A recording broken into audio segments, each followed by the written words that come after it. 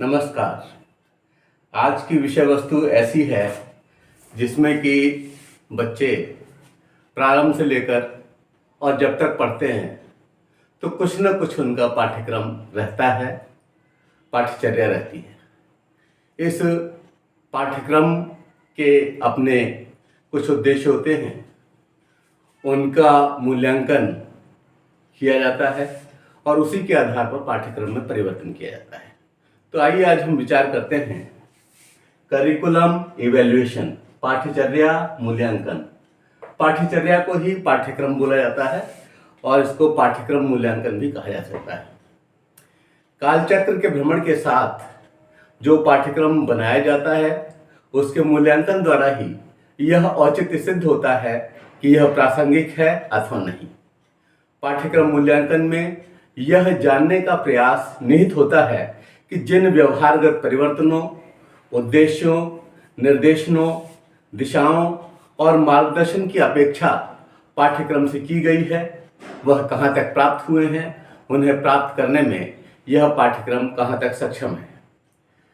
विविध स्तरों पर विविध विद्यालयी पाठ्यक्रम समाज, राष्ट्र, व्यक्ति, नैतिकता, मूल्य आदि को ध्यान में रखने के साथ ज्ञान के बोधात्मक स्तर के विकास को ध्यान में रखकर बनाए जाते हैं। क्योंकि हर समय स्तर होता है, एक प्राइमरी का लेवल है, एक से ऊपर का लेवल है, से ऊपर का लेवल है, तो हर एक लेवल के लिए अलग तरह का पाठ्यक्रम बनाया जाता है और अंत में पाठ्यक्रम मूल्यांकन में इन्हें ही जानने का प्रयास किया जाता है कि उस स्तर पर जो कुछ भी देने का प्रयास किया गया था क्या वह सही ढंग से पहुंच गया, वह अधिगमित करने योग्य है, उस स्तर के विद्यार्थियों के लायक है। यह सारा का सारा मूल्यांकित किया जाता है और इसी के आधार पर उत्तीर्ण और अनुत्तीर्ण की अवधारणा का विकास हुआ है।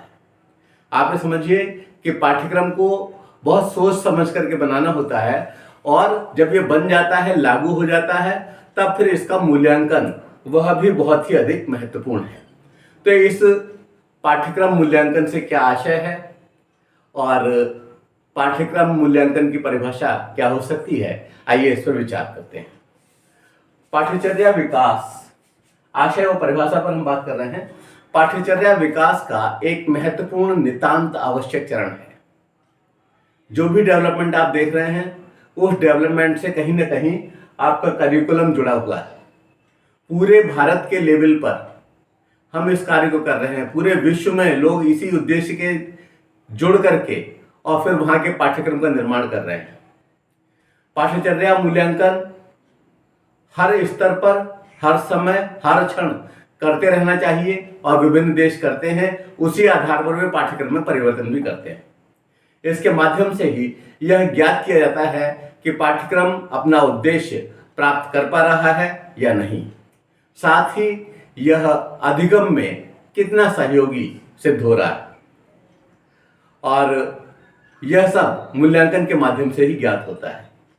एक विचारक हुए हैं डेविस महोदय, उन्होंने बताया 1980 में कि it is the process of delineating, obtaining and providing information useful for making decisions and judgement about curricula. इसका हिंदी वर्जन हुआ कि यह पाठ्यक्रम के बारे में निर्णय लेने और निर्णय लेने के लिए उपयोगी जानकारी प्राप्त करने और प्रदान करने की प्रक्रिया है। बहुत ही सरल शब्दों में इन्होंने अपनी बात को रखा। एक और विचारक हुए हैं जिन्होंने कि करिकुलम इवैल्यूएशन, पाठ्यक्रम मूल्यांकन पर अपने विचार दिए हैं। उनका नाम है मार्श। इन्होंने 2004 में ये बताया कि it is the process of examining the goals, rational and structure. इसका हिंदी वर्जन हुआ यह लक्ष्यों, तर्क और संरचना की जांच करने की प्रक्रिया है। तो आप ये देखिए कि ये परिभाषाएं कहीं ना कहीं ये सिद्ध करने का प्रयास कर रही हैं कि पाठ्यचर्या का मूल्यांकन किसी भी राष्ट्र की उन्नति के लिए एक बहुत ही महत्वपूर्ण कारक है, क्योंकि हर स्तर पर हमेशा चेंजेस जो होते हैं वह इन उद्देश्यों के मूल्यांकन के पश्चात ही किए जाते हैं। आप समझिए आज जो नई शिक्षा नीति के अनुसार पाठ्यचर्या में परिवर्तन हुआ है वह भी इन्हीं तरह के मूल्यांकनों का परिणाम है। आइए अब हम विचार करते हैं कि अच्छे पाठ्यचर्या मूल्यांकन के क्या मापदंड हो सकते हैं और क्या प्रक्रिया हो सकती है। आप ये समझिए कि जो ये मापदंड मैंने बनाए हैं, जो प्रक्रिया, उसके बिंदु इस तरह के लिए हैं कि आप उन्हें विशेषता में भी लिख सकते हैं, मापदंड में उन्हीं को आधार बना सकते हैं और उन्हीं को चेक करके वो प्रोसेस के रूप में भी इस्तेमाल किया जा सकता है। यद्यपि पाठ्यचर्या मूल्यांकन के परिक्षेत्र में अभी बहुत सारा कार्य होना शेष है, फिर भी यह स्वीकार किया जाता है कि पाठ्यचर्या मूल्यांकन में जो नीचे मैंने दिए हैं, इन मापदंडों को ध्यान में रखा जाना चाहिए तथा मूल्यांकन प्रक्रिया हेतु इन्हीं बिंदुओं को तरजीह दी जानी चाहिए। कौन कौन से बिंदु हैं? मूल्यांकन के लिए हमेशा ध्यान रखना है कि हम मूल्यांकन के मानदंड यानी कि नॉर्म्स और बात कर रहे हैं उसकी प्रोसेस, प्रक्रिया की। तो पहला बिंदु हम लेते हैं निर्धारित उद्देश्य प्राप्यता, अटेनमेंट ऑफ सेट ऑब्जेक्टिव। जो उद्देश्य हमने तय किया है कि इस पाठ्यक्रम के आधार पर यह उद्देश्य हमें प्राप्त होना चाहिए, उसी उद्देश्य की प्राप्ति में वह सक्षम है या नहीं। जिस स्तर के विद्यार्थियों के लिए हमने वह पाठ्यक्रम तय किया है, उस स्तर के विद्यार्थियों के लिए वह अधिगम के योग्य है या नहीं, यह सारी बात ध्यान में रखनी होती है। क्योंकि तभी निर्धारित उद्देश्य प्राप्ति के हम जब उद्देश्य का मूल्यांकन करते हैं और वह हो रहा होता है, इसका मतलब कि पाठ्यक्रम सही है। तो इस नॉर्म्स का अनुपालन, इस बनाते वक्त इस प्रोसेस का ध्यान रखना आवश्यक है। दूसरी बात, वस्तुनिष्ठता। बहुत अधिक वाइड ना हो, ऐसा ना हो कि एक बात को कहने में अनावश्यक रूप से पृष्ठों को भरने का प्रयास किया गया हो या फिर बहुत अधिक चीजों को उसमें समाहित किया गया हो। उतनी चीजों को उसमें समाहित किया जाए जो उस स्तर पर आवश्यक हो और वो बहुत ही वस्तुनिष्ठ रूप से, ऑब्जेक्टिव रूप से विद्यार्थी तक पहुंचा दी जाए। और अगर हम बहुत ज्यादा उसकी व्याख्या विवेचना में जुड़ते हैं और उस तरह की चीज को पाठ्यक्रम में शामिल करते हैं तो वह कुछ कंफ्यूजिंग हो जाता है। इसलिए वस्तुनिष्ठता को ध्यान में रखना बहुत आवश्यक है। अब एक और बात है, वह है क्रमबद्धता। क्रमबद्धता जो एक सीक्वेंस का क्रम है, एक जो सिक्वेंटिलिटी है, उसका होना बहुत आवश्यक है। और अगर वह क्रम नहीं होगा तो ऐसी स्थिति में वह अपना सौंदर्य खो बैठेगा पाठ्यक्रम। आप ये समझिए कि अगर किसी भी चीज को बनाने की प्रोसेस है तो उसका एक क्रम होता है और उस क्रम में से अगर कोई भी एक चीज रह जाती है या नहीं की जाती है तो वो पूरी नहीं होती। जैसे मान लीजिए हम गेहूं से रोटी बना रहे हैं, तो गेहूं लिया, पीसा, आटा बनाया, गीला किया, लोई बनाई और उसके बाद फिर उसे बेला, उधर गैस जला करके तवे पर उसको डाला और आगे चल करके रोटी बनाई, फुलाई। तो ये सारा का सारा एक प्रोसेस है। अगर इसमें से कोई भी हम एक काम ना करें, मान लीजिए कि आटे को गीला ना करें, तो रोटी नहीं बनेगी। अगर हम बेलन का या उसको गोल करने का कोई प्रयास न करें तब फिर वो रोटी की फॉर्म में नहीं आएगा। अगर हम गेहूं को न पिसाएं तो उस फॉर्म में नहीं आएगा। इसका मतलब कि एक क्रम आवश्यक है। हमारे शरीर का एक क्रम है, इसमें जो अंग जिस स्थान पर लगे हों उसकी जगह दूसरे स्थान पर अगर लगे हों तो हमें बड़ा अजीब सा लगेगा। इसी तरह से पाठ्यक्रम में किसी भी विषय वस्तु को समझने के लिए क्रमबद्ध रूप से उनका वर्णन होना चाहिए और वह क्रमिक रूप से विकास के स्तर को प्राप्त होना। तब जो है बहुत अच्छी तरह से तब हम समझेंगे कि यह मानदंड पर खरा है और प्रक्रिया, प्रोसेस जो है अधिगमन की सही हो जाएगी और पाठ्यचर्या मूल्यांकन की प्रोसेस में भी सहायता मिलेगी। यह एक विशेषता भी है इसकी। अगली बात, विश्वसनीयता।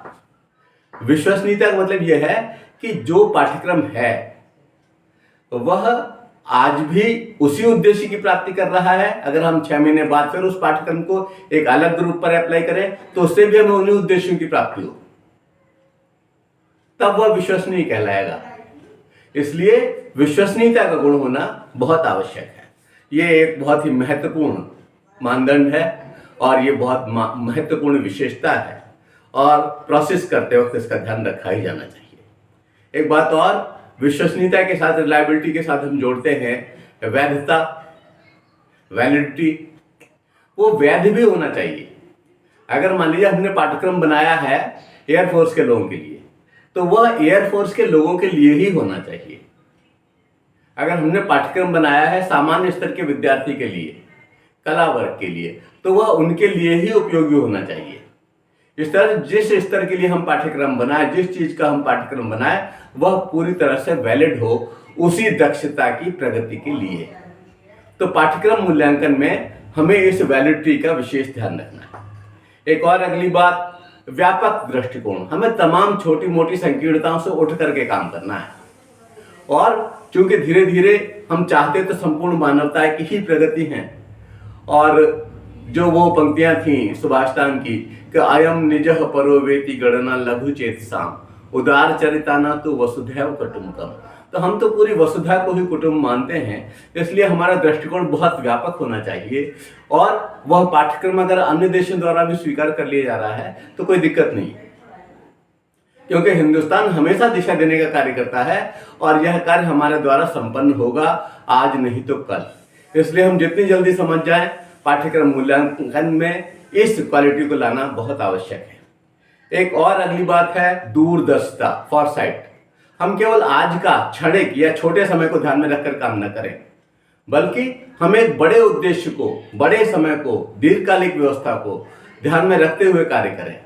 जो चीजें बार बार बदलनी पड़ती हैं, वहां पर पाठ्यक्रम अपना औचित्य खो बैठता है, वहां उसके मूल्यांकन में उसके सही परिणाम प्राप्त नहीं हो रहे होते हैं। इसलिए बहुत आवश्यक है कि हम दूरदर्शिता के गुण को इसमें समाहित करें। एक और बात, व्यावहारिकता, यानी कि प्रैक्टिकलिटी।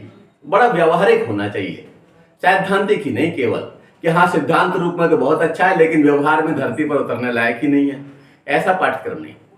पाठ्यक्रम वहां के लोगों के लिए होता है, आम जनमानस के लिए है। तो आम जनमानस की प्रगति कैसे सुनिश्चित करेगा, किस स्तर पर कितने अंश से उसको जोड़ा जाए, किस स्तर पर उससे आगे के कितने अंश से जोड़ा जाए, और उससे आगे के अंशों से जोड़ते हुए क्या एक क्रम मिल रहा है। अगर किसी ने बीच में पढ़ाई छोड़ दी है तो वहां तक का उसको ज्ञान है, ऐसा हम मान सकें, इस तरह का पाठ्यक्रम बनना चाहिए। और पाठ्यक्रम मूल्यांकन में यह बात सुनिश्चित हो जाए कि हाँ हमने उसको व्यावहारिकता सिखाई है, केवल कोरा अंध ज्ञान, सैद्धांतिक ज्ञान नहीं दिया है। अगली बात, सहभागिता। ऐसा पाठ्यक्रम बनाया जाए जिसमें कि विद्यार्थी की भी सहभागिता रहे। प्रोजेक्ट इसी दिशा में एक कदम है, तो हम सहभागिता पर विशेष रूप से ध्यान रखें। तो ये मानदंड के लिए और बनाते वक्त उसकी प्रोसेस के लिए एक बहुत ही महत्वपूर्ण कारक है और एक बहुत ही महत्वपूर्ण विशेषता भी है। तो हमने ये 9 पॉइंट आपके लिए हैं, और इसमें निर्धारित उद्देश्य प्राप्तता, वस्तुनिष्ठता, क्रमबद्धता, विश्वसनीयता, वैधता, व्यापक दृष्टिकोण, दूरदर्शिता, व्यावहारिकता और सहभागिता को इसमें शामिल किया है। आइए अब ये 2 बिंदु यहाँ पर हमने क्लियर कर दिए हैं। एक तो आशय क्या है इसका, और एक इसकी आशय परिभाषा के साथ ही अच्छे पाठ्यचर्या मूल्यांकन के मानदंड व प्रक्रिया। अब तीसरी बात करते हैं कि पाठ्यक्रम मूल्यांकन के प्रकार में ये अक्सर आता है फॉर्मेटिव, समेटिव और डायग्नोस्टिक इवैल्यूएशन है क्या।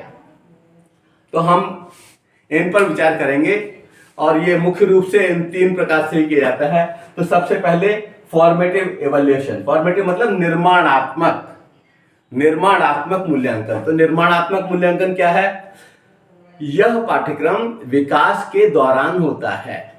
जब पाठ्यक्रम का हम विकास कर रहे होते हैं उस समय होता है निर्माणात्मक मूल्यांकन, क्योंकि निर्माण की प्रोसेस जारी होती है। इसका उद्देश्य शैक्षिक कार्यक्रम के सुधार में योगदान देना है। किसी कार्यक्रम की खूबियों का मूल्यांकन उसके विकास की प्रक्रिया के दौरान किया जाता है। मूल्यांकन परिणाम प्रोग्राम डेवलपर्स को गति प्रदान करते हैं। जब वो उसे करते वक्त हमें पता चलता है कि हाँ इसमें ये कमी है, तो उन कमी को हम दूर करने का प्रयास करते हैं। डेवलपर्स को बहुत मदद मिलती है कि हाँ ये चीज चेंजेस इसमें किए जाएं, और इस तरह से जब हमें पता चलता है कि इसमें कमी है तो उन खामियों को दूर करके प्रोग्राम को अच्छा बनाने का प्रयास होता है। तो निर्माणात्मक मूल्यांकन क्या है? फॉर्मेटिव इवैल्यूएशन, जो उसको पाठ्यचर्या को बनाते वक्त किया जाता है और उस समय उसकी कमियों को दूर करने का प्रयास करते हैं। यह है फॉर्मेटिव इवैल्यूएशन। अब इसके बाद दूसरी बात आती है समेटिव इवैल्यूएशन। समेटिव इवैल्यूएशन से क्या मतलब है?